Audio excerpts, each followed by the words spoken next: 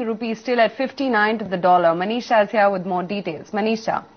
Well, absolutely yes, Aisha, but it clearly is off from those all-time lows of 61.21, and we have seen some gains coming in case of the currency as well. It clearly is the RBI measures, the short-term measures, though markets not reading too much on the long-term basis of these, but for the very near term, it really seems to have worked. So you have seen nearly 1.5% of gain coming in for the Indian rupee in this week alone. The rupee on your screens is trading at around 5-week highs. The best level of the day today has been at 58.78 as well. So some bit of a relief coming in for, or rather breather coming in for the Indian currency.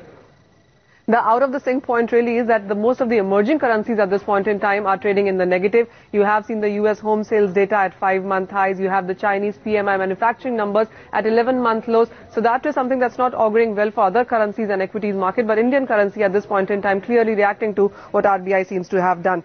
But it really would be the RBI policy meet on 30th this month is something that the markets are awaiting at. In the meanwhile, you could be looking at rupee between 58.5 to 59.5 till 30th of July now.